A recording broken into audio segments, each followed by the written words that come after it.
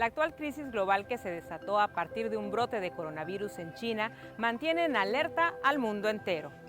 Hoy, hablar del coronavirus y de su expansión pareciera para las generaciones actuales una enfermedad moderna o de nueva creación, pero también es probable que usted sepa que existe una teoría que expone el hecho de que en los años 20 de cada 100 años ocurre una pandemia, mostrando algo que se ha ido repitiendo a lo largo de un ciclo de 100 años, lo que nos demuestra que esta enfermedad no es la excepción. Acompáñeme a esta revisión a través del tiempo. Hace 500 años, con la llegada de los españoles, las epidemias que trajeron se volvieron endémicas. Nacionalmente se dice que murieron 9 de cada 10 indígenas. Los nativos del México prehispánico tenían salud, confrontaban los fenómenos naturales, había falta de lluvia, escasez de alimentos, hambruna como la de 1453 en el Anáhuac, como se describe en el Códice Chimalpopoca. La primera de estas epidemias fue resultado del simple contacto de los españoles al llegar a las tierras americanas. Como bien sabemos, ellos portaban virus a los cuales ya sus propios organismos se habían hecho inmune y ya las enfermedades que les causaban eran realmente leves a ellos. Sin embargo, al entrar en contacto con la población indígena de América, estas enfermedades en los organismos de los indígenas se desarrollaron de manera bastante intensa y produjeron epidemias terribles que causaron una auténtica catástrofe demográfica.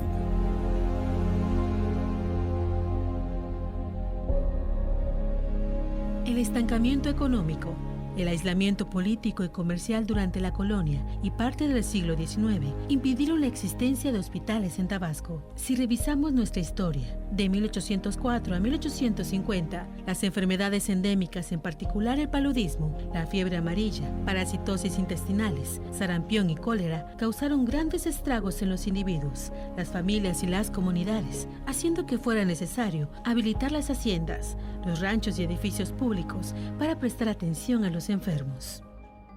El efecto de la mortandad en las diferentes regiones del país fue o tuvo características diferentes. Por ejemplo, en el altiplano central, en altitudes que varían entre los 1500 y 2000 metros, la mortandad fue 7 veces menor que la ocurrida en las zonas costeras, donde justamente se ubica el estado de Tabasco. ¿Cuáles fueron estas enfermedades? En primer lugar, habría que hablar de la viruela. En segundo lugar, el sarampión y quizá en un tercer lugar, la gripe o la influenza. En 300 años de la conquista española, en los siglos XVI, XVII y XVIII, se carecía de hospitales y médicos en Tabasco. Era tan así que el 21 de marzo de 1774 muere aquí el obispo de Yucatán, Diego de Peredo, por falta de atención médica y por una enfermedad.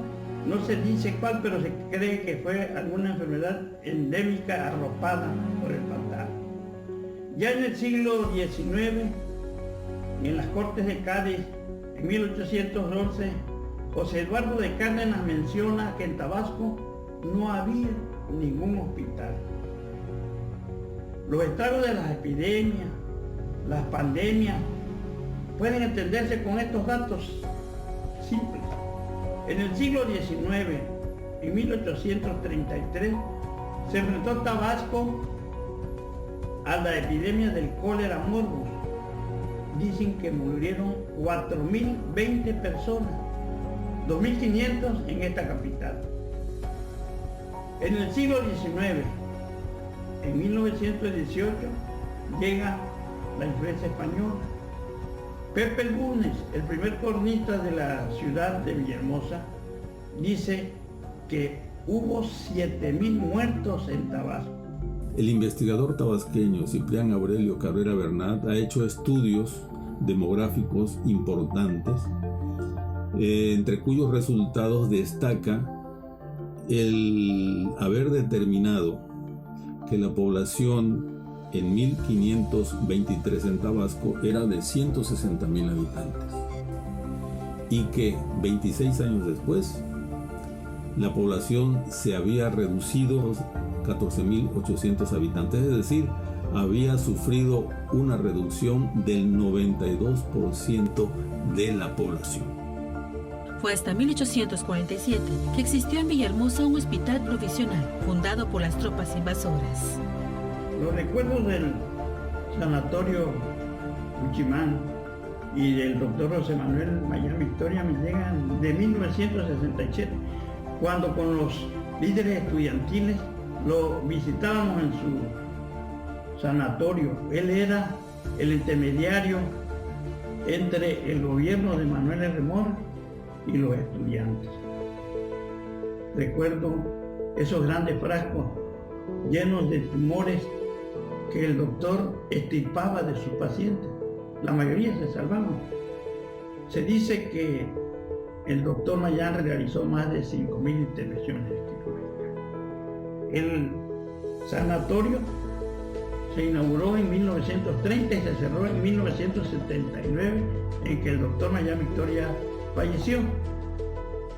Pero ni el doctor ni el sanatorio enfrentaron una pandemia como la que estamos sufriendo ahora. Con el descubrimiento de los vestigios arqueológicos de la cultura olmeca en La Venta, Tabasco, y en honor a la célebre escultura del Cuchimán, adquiere este nombre. Sin embargo, la gente lo conoció con el nombre de su propietario, hasta su clausura en el mes de abril de 1979, a la muerte del doctor José Manuel Mayán Victoria. En 1918, 12 años antes de que se inaugurara el Sanatorio Mayán, fue cuando hubo la influenza española en Tabasco. Los médicos de entonces que menciona el cronista de la ciudad, Pepe Bulnes, son Maximiliano Dorante, Lorenzo Brindis, Adelfo Aguirre, que entonces era el encargado como jefe de salubridad en Tabasco. Esta es la primera unidad médica privada a la cual hacemos referencia, por la que presumiblemente es la primera en el estado de Tabasco.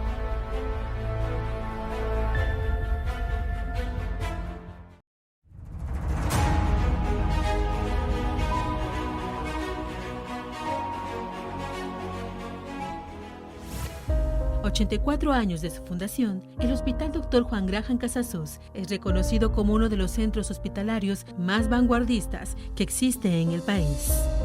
A principios del siglo XIX, o sea, en 1811, no había hospitales, según afirmaba José Eduardo de Cárdenas ante las Cortes de Cádiz. En 1831, el gobernador José Rovirosa Hernández menciona la falta de hospital y dice que hace falta un hospital suficientemente dotado para recoger a los enfermos pobres que sucumben acaso más a la falta de cuidado y alimentos que a las fuertes impresiones de la enfermedad.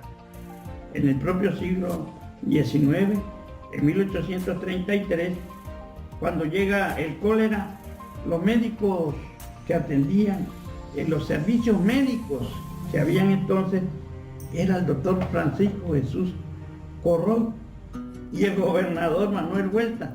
Ellos dos eran los encargados de atender enfermos. Así estaba la situación en Tabasco. Ya en 1847 se sabe de que existe un primer hospital, pero provisional.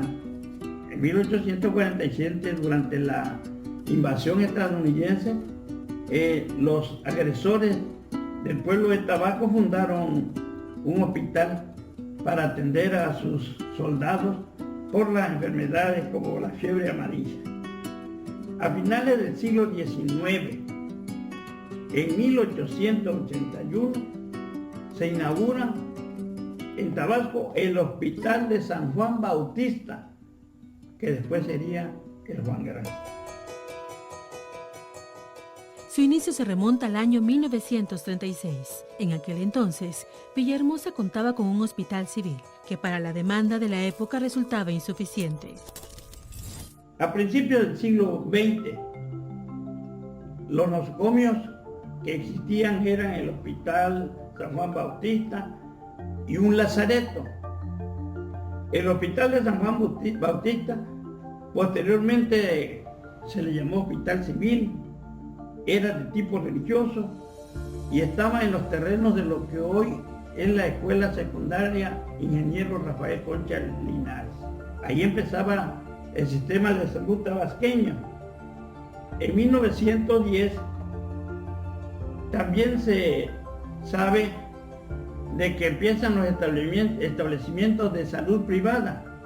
La beneficencia del comercio duró 40 años y atendía al sector más rico de la población. Y había una instalación también médica que se llamaba Quinta de Salud, que era sostenida por la colonia española. Estamos hablando de principios del siglo XX, de 1910.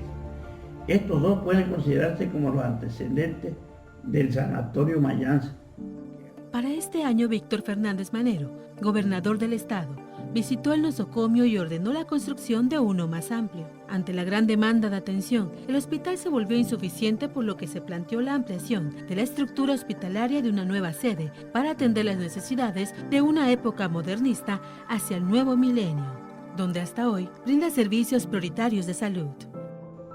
En 1939, el gobernador Víctor Fernández Manero inaugura un nuevo sanatorio, que no es más que el que sustituye a San Juan Bautista y después se vuelve el licenciado Trujillo en 1940, lo denomina ya Hospital Dr.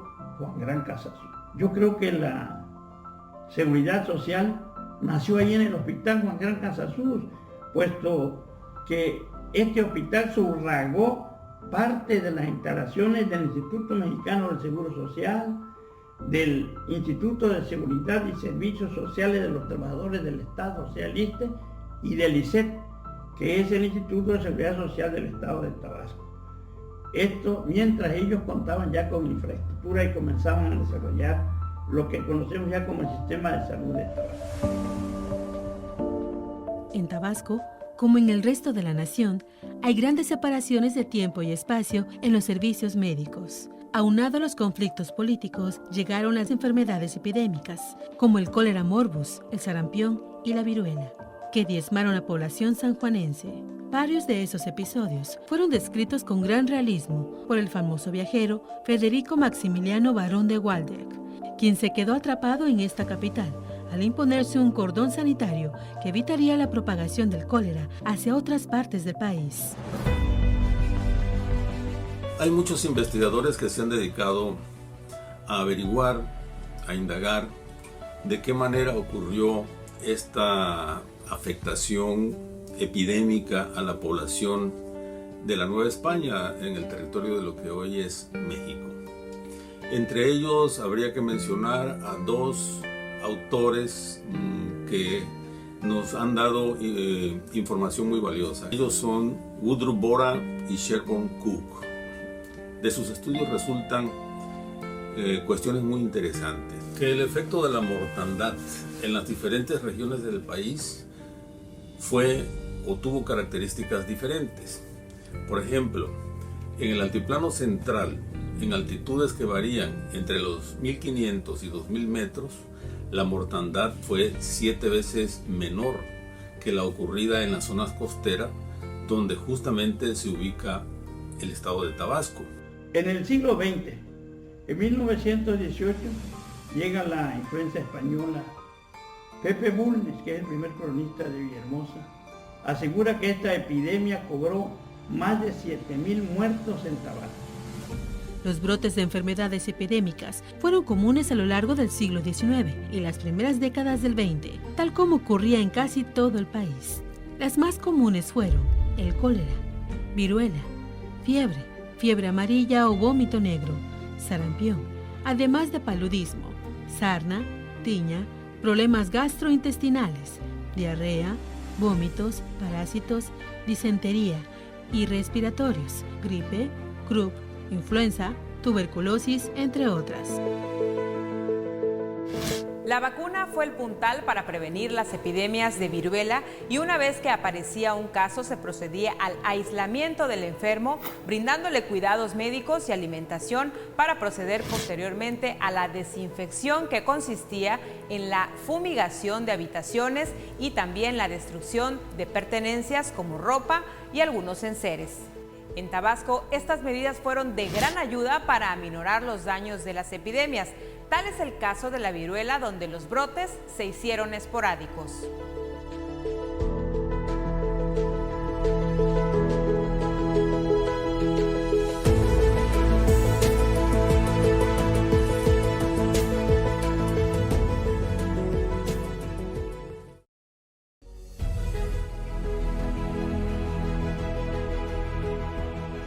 Estas fueron quizá las medidas preventivas más relevantes que se hayan tomado en el siglo XIX en Tabasco para aminorar los efectos en la entidad. Es una realidad que siempre hubo la preocupación por mejorar el sistema de prevención y control de enfermedades infecciosas. Las reglas establecían las visitas a domicilio de brigadas de salud, sobre todo en aquellos sitios que se consideraban focos de infección, y saneamiento con petróleo y cal para depósitos de agua, pantanos, charcos donde se pudieran reproducir mosquitos u otras plagas. La enfermedad que provoca este virus fue catalogada como pandemia por la Organización Mundial de la Salud el 11 de marzo de este año. Esta es la segunda que el mundo enfrenta en el siglo XXI. La primera fue la pandemia de gripe H1N1 entre 2009 y 2010. Primero, el COVID-19 es relativamente nuevo, aunque ya había los antecedentes de primos del COVID-19, como fue el síndrome respiratorio agudo grave, que fue en el año 2003, y luego en 2012-2013 se nos presentó el MERS, que es el síndrome de Oriente Medio, que digamos que son primos del COVID. Pero el COVID-19 como tal no se había presentado. A diferencia del H1N1, que ya había muchos antecedentes en episodios anteriores a lo largo de muchos años. Y eso marcó una gran diferencia.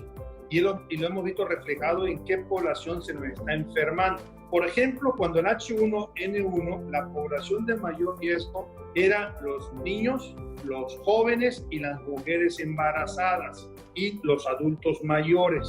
La situación ha ameritado medidas extraordinarias, como el cierre de fronteras, la aplicación de distanciamiento social, incluso de recurrir a cuarentenas que han paralizado la vida pública y trastocado la economía a nivel mundial. Estamos en un momento único. Lo que estamos viviendo con el COVID, que cada día se aprende más por lo reciente que es que el COVID es menos frecuente en los niños. Se dice que en los niños entre el 1 y el 6% puede presentarse, a diferencia del H1N1, que eran los de mayor riesgo. ¿Por qué esta diferencia? ¿Por qué a unos sí era más peligroso en los adultos y por qué en otros no?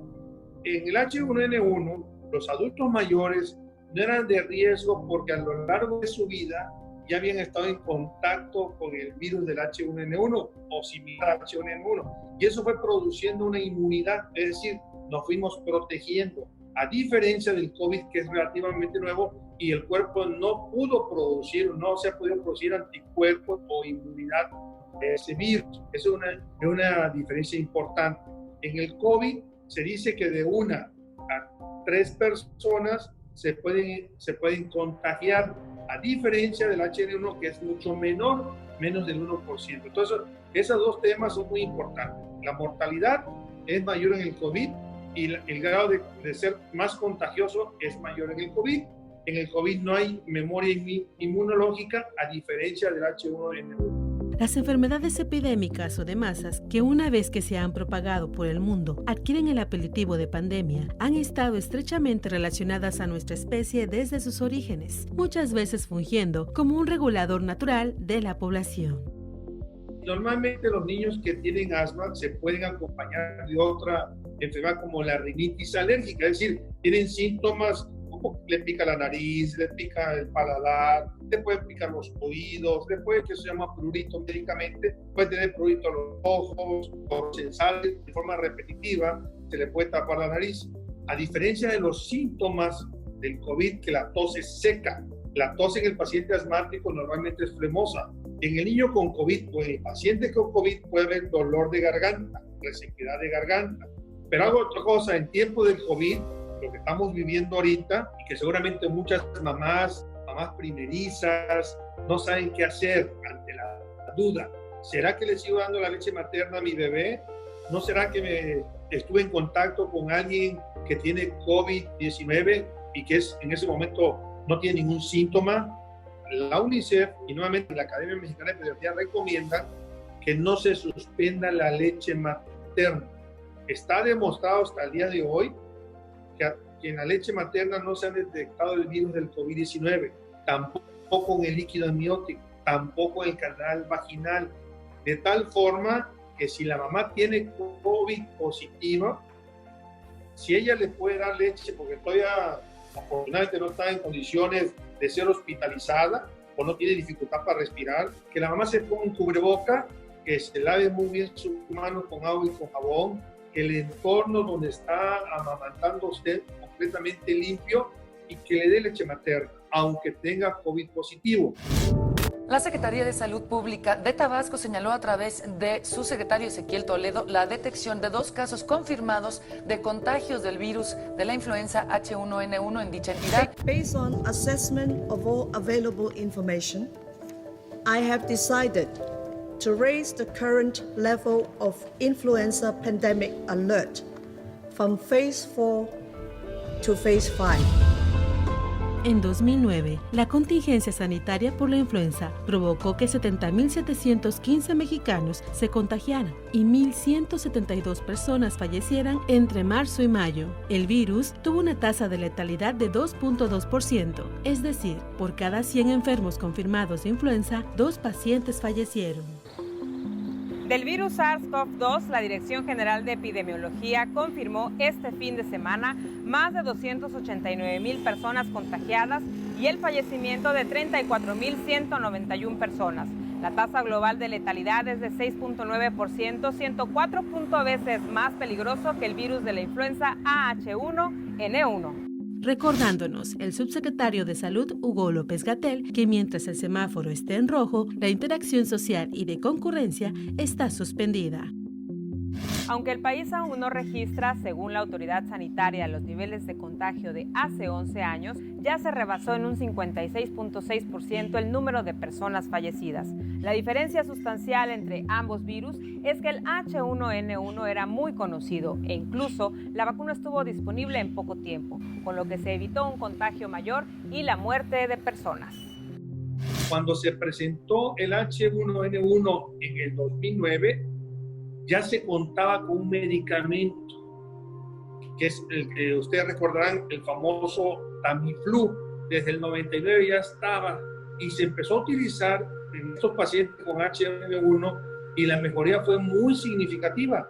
Se recuperaba más rápido, el tiempo de estar enfermo era menor, la agresividad fue menor, a diferencia del COVID, que hasta ahorita ya hay un poco de avances con un medicamento que se llama el Remdesivir, pero todavía no está aprobado. La Organización Mundial de la Salud, la UNICEF, la Academia Americana de Pediatría estiman que la vacuna contra el COVID-19 no va a salir antes de 18 meses. Algunos optimistas dicen que en un año. La llamada ola epidémica por la influenza inició el 11 de marzo de 2009 y 4 meses después, el 9 de julio, aún no habían dejado de aparecer nuevos casos, a pesar de que ya se contaba con una vacuna. Fue hasta el 10 de agosto de 2011 que la Organización Mundial de la Salud declaró el fin de la pandemia.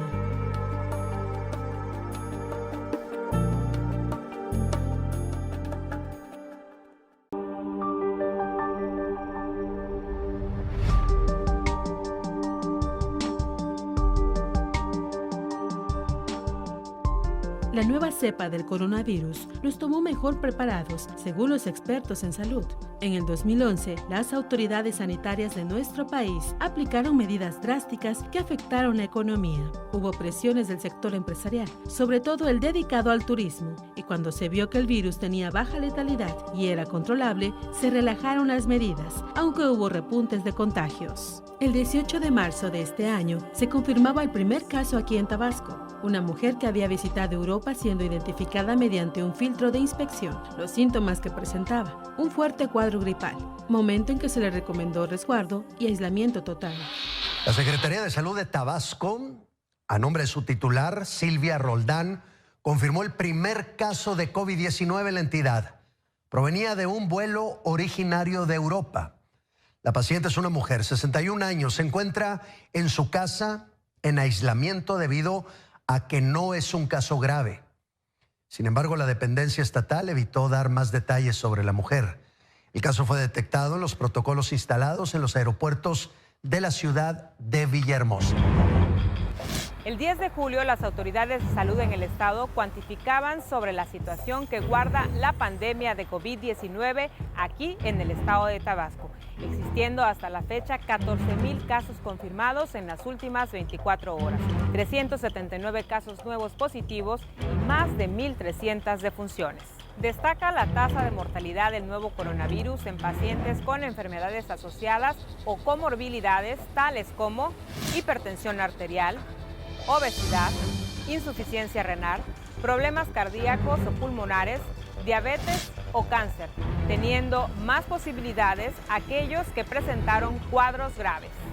La comorbilidad es la presencia de diferentes enfermedades que acompañan a modo de satélite a una enfermedad protagonista aguda o crónica, que es el objeto principal de la atención. Tanto este nuevo virus como la enfermedad que provoca eran totalmente desconocidos antes de que estallara el brote en Wuhan, China, a mediados de diciembre de 2019. Los menos frecuentes que afectaron a algunos pacientes: dolores y molestias, congestión nasal, dolor de cabeza, conjuntivitis, dolor de garganta, diarrea, pérdida del gusto o el olfato, síntomas leves que comenzaron de una forma gradual o donde personas infectadas solo presentaron síntomas muy leves.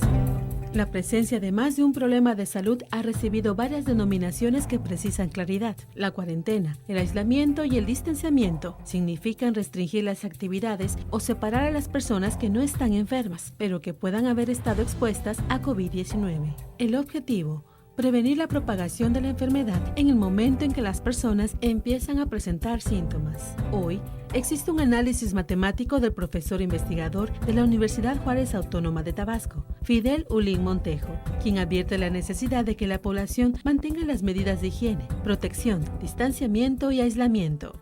Nosotros tenemos números grandes debido a que ya se está acercando hacia el foco, hacia la fuente de contagio donde se está esparciendo, y eso crea números grandes. Pero hay una cosa interesante, de que ya estamos sobre los números grandes reales, y esos números grandes reales crecerán digamos en magnitud, pero con una tendencia que nosotros esperamos sea, digamos, no tan exponencial, no tan explosiva, no tan extrema. O sea, números grandes, pero ya en una tendencia que puede acercarnos o puede darnos idea o luz de en dónde estarían los máximos, dónde estaría la meseta o dónde estarían los picos. Ya digamos, está todo el aparato de salud, está ya sobre el problema, sobre la pandemia, sobre el fenómeno, y todos están aportando números y métricas. Eso es interesante. Pero nosotros tenemos un factor, digamos, que tenemos que cuidar: los rebrotes, los que le llaman en epidemiología, digamos, saltos o extremos movimientos del número de contagiados, digamos, aún después ya de la realidad. Tenemos números reales ya, números grandes, pero pudieran hacerse enormes o muy grandes si nosotros no acatamos las medidas, si nosotros no nos cuidamos y si nosotros no establecemos estrategias propias, digamos, de nuestra propia persona y familia, para poder mitigar esos efectos. Ulín Montejo diseñó el modelo Gompers Datamétrica, señalando que podría ocurrir que la incidencia ronde el promedio, con alrededor de 3,200 casos confirmados acumulados. No hay que cantar victoria con el pronóstico del pico y la fecha estimada, pues la pandemia no quiere decir que se acabe, sino que se llegue a una meseta de contagios que podría durar un tiempo indeterminado.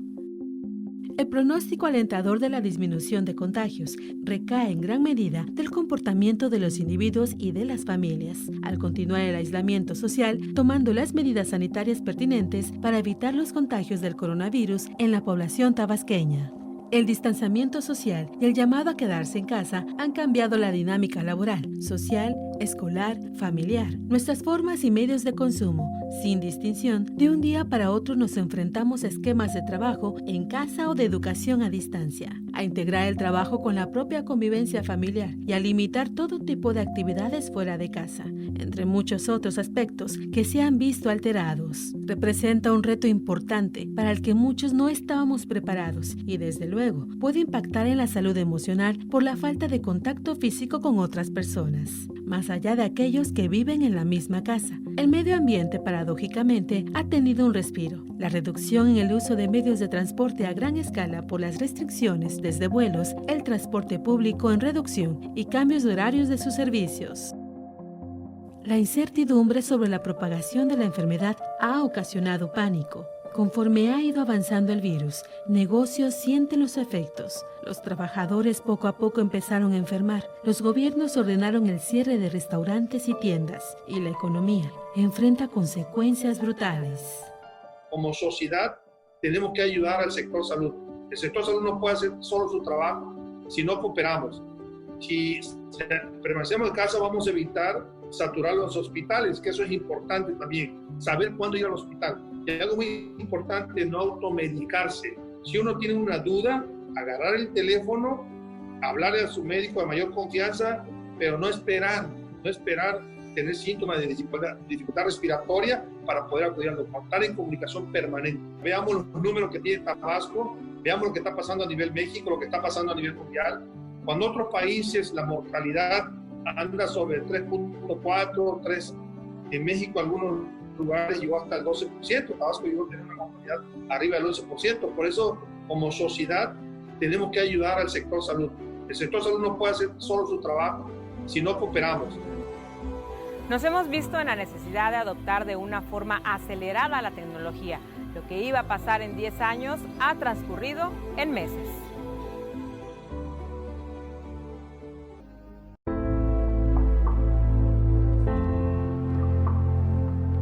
Una nueva era de incertidumbre y pánico desciende sobre nosotros, sin saber cuándo terminará todo esto y cómo será la vida cuando todo esto pase. Viajeros, deportistas, arrendadores, los efectos del COVID se sienten. Se cerraron escuelas, universidades, se cancelaron conferencias, festivales. Los negocios han pasado a trabajar desde casa. Compradores y multitudes, no en su mayoría han permanecido en casa. Quiebres de negocios, economía digital, trabajo remoto, desarrolladores web, eventos deportivos, nuestra cadena de suministro y logística, menos dinero físico y más dinero digital, llevará a que la gente se bancarice. El gobierno digital será más fuerte. La digitalización de servicios, sistemas de congreso en digital, sistema de notarías y el cambio en el sistema judicial será complejo, porque en una pandemia las víctimas en ocasiones son invisibles, elevándose el abuso y la violencia intrafamiliar. Aunado al estrés, la ansiedad o el miedo que se ha generado por la incertidumbre de la situación en la que vivimos y que pudiera desencadenar lo que algunos hemos llamado síndrome de cuarentena, o el surgimiento de roces y conflictos con la pareja u otros integrantes de la familia, por una mayor convivencia a la que no estábamos acostumbrados, por mencionar solo algunos efectos. El sector salud de Tabasco, a lo largo de la historia, se ha enfrentado a muchos eventos, a brotes de cólera, ¿sí?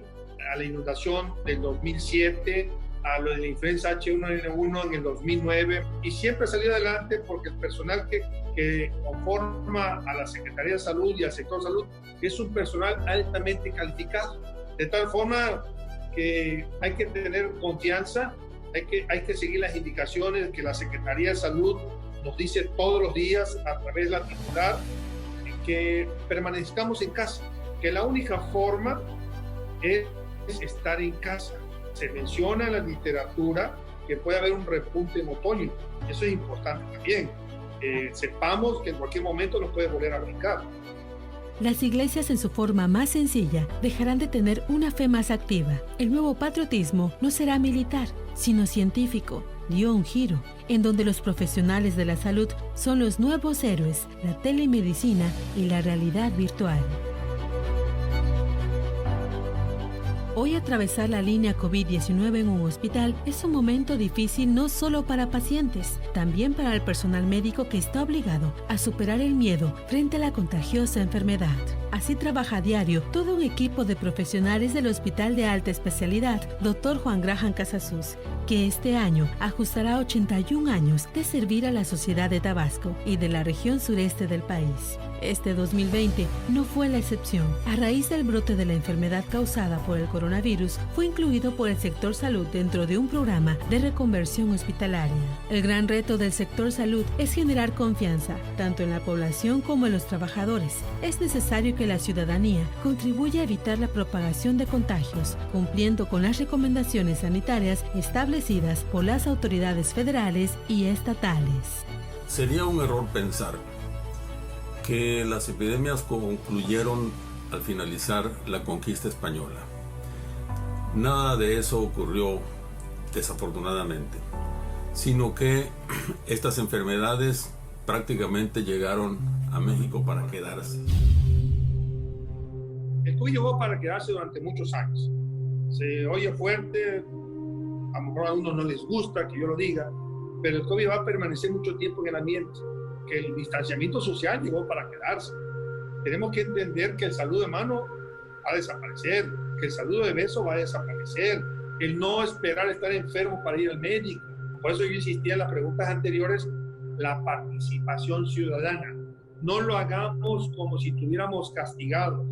No nos quedemos en casa como si nos obligaran. Quedémonos en casa porque estamos conscientes que es un problema real. No es inventado. Es un problema real. La gente se está muriendo por COVID-19. Pero si queremos salir lo más rápido posible de esta pandemia, es cooperando. Nos ha costado toda nuestra historia como especie y miles de millones de vidas enfrentar a los virus como lo estamos haciendo en la actualidad. Y aún así, si de algo podemos estar seguros, es que esta no será la última vez. La OMS continúa coordinando la labor del desarrollo de vacunas y medicamentos para prevenir y tratar el COVID-19 y seguirá proporcionando información actualizada a medida que disponga de los resultados de las investigaciones. Hasta ahora existen más de 130 proyectos de vacuna, destacando la Universidad de Oxford y AstraZeneca las que están más avanzadas. Este fármaco es el que está en fase de ensayos en Brasil y nuestro país aspira a participar en este proceso. Hay numerosos desafíos a superar para lograr el desarrollo y acceso equitativo de la vacuna, ya que en medio de la discusión se encuentran tanto países poderosos como actores privados que pueden poner en riesgo el acceso universal de una vacuna contra el COVID-19. El ser humano vive preso de sus miedos. Morir víctima de una enfermedad sin poder encontrar la cura a tiempo, tal vez sea ese el mayor de ellos. Este es un llamado de alerta a la reflexión personal, a enfocarnos en lo que realmente importa, cuidar nuestra salud, desarrollar nuevas habilidades y competencias de aprendizaje y laborales, apoyar a las personas que más lo necesitan, adultos mayores, grupos vulnerables, pequeños negocios, productores locales o gente que vive al día y no puede dejar de trabajar. Las señales han sido infinitas. Enfermedades como la viruela, tuberculosis, gripe española, VIH, gripe aviar, ébola, han cobrado miles de vidas a lo largo de la historia. Pandemias incontrolables que se presentan de manera inesperada y al estar entre nosotros se propagan de manera recurrente. Sin duda, estas han trazado un ADN a lo largo de la historia, azotando a la humanidad, arrancándole su bien más preciado, la vida, que en algunos casos hemos sido testigos que el deseo de vivir ha sido más fuerte que el virus.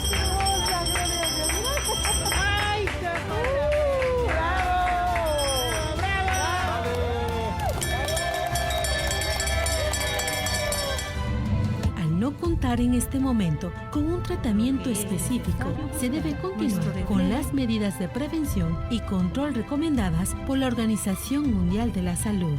Quizás esta situación nos esté queriendo decir algo que se ha ido repitiendo y que es necesario cambiar para nuestra evolución. por lo que es necesario buscar nuestro reflejo en el pasado.